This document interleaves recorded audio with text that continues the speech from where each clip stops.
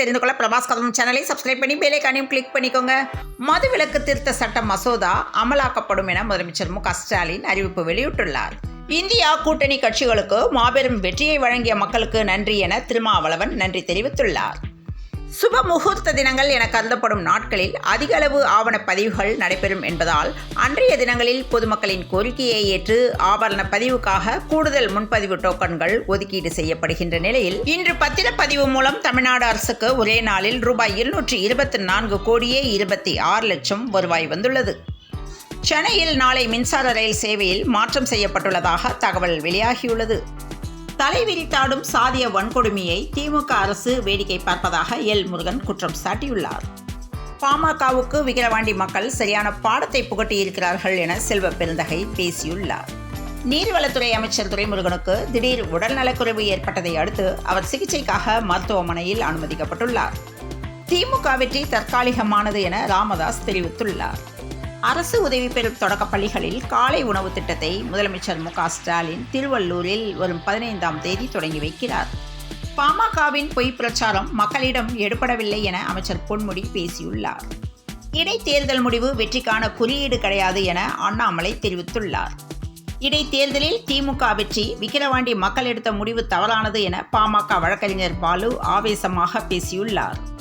விக்கிரவாண்டி இடைத்தேர்தல் பாட்டாளி மக்கள் கட்சிக்கே உண்மையான வெற்றி என ராமதாஸ் தெரிவித்துள்ளார். விக்கிரவாண்டி சட்டப்பேரவை தொகுதி இடைத்தேர்தலில் திமுக வேட்பாளர் அன்னியூர் சிவா வெற்றி பெற்றுள்ளார். சேலம் அருகே மனைவி இருந்த சோகத்தில் குளுக்கோஸ் பாட்டிலில் விஷ ஊசி செலுத்தி டாக்டர் தற்கொலை செய்து கொண்டுள்ள சம்பவம் அப்பகுதியில் பெரும் பரபரப்பை ஏற்படுத்தியுள்ளது. இந்தியா கூட்டணியின் வெற்றி தொடர்கிறது, விக்கிரவாண்டி மக்களுக்கு நன்றி என முதலமைச்சர் மு க ஸ்டாலின் தெரிவித்துள்ளார். அவதூறு பேச்சின் ஆதித்தாய் திமுக தான் என சீமான் பேட்டியளித்துள்ளார். காவிரி நதிநீர் சிக்கல் குறித்து தமிழக அரசு உடனே அனைத்து கட்சி கூட்டத்தையும் கூட்ட வேண்டும் என திருமாவளவன் வேண்டுகோள் விடுத்துள்ளார். சென்னை தாம்பரம் ரயில் நிலையத்தில் நடைபெறும் இன்டர்லாக் சிக்னல் பணிகள் காரணமாக தென் மாவட்டங்களில் இருந்து புறப்படும் பல ரயில்கள் பகுதி தூரம் ரத்து செய்யப்படுவதாக ரயில்வே நிர்வாகம் அறிவித்துள்ளது.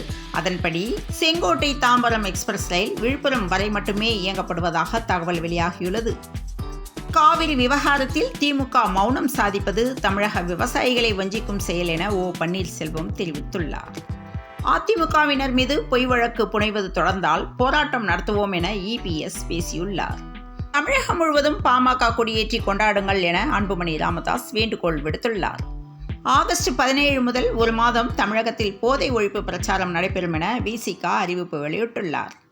நெல்லை மாவட்டம் நாங்குநேரி அருகே 17 வயது மாணவரை வீட்டுக்கு அழைத்து உல்லாசமாக இருந்ததாக இளம்பெண் மீது போக்சோ வழக்கு தொடரப்பட்டுள்ளது.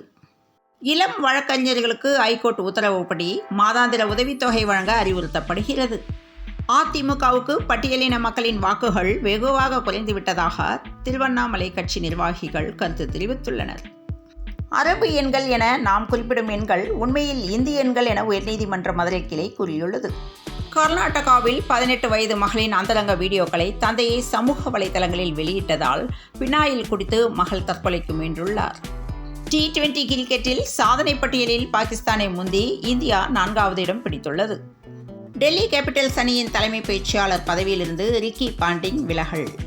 சென்னையில் இன்று 22 கேரட் ஆபரண தங்கத்தின் விலை சவரனுக்கு ரூபாய் 320 அதிகரித்து ஒரு சவரன் 54,600 ரூபாய்க்கும், கிராம் ஒன்றுக்கு 40 ரூபாய் அதிகரித்து 6,825 ரூபாய்க்கும் விற்பனையாகிறது.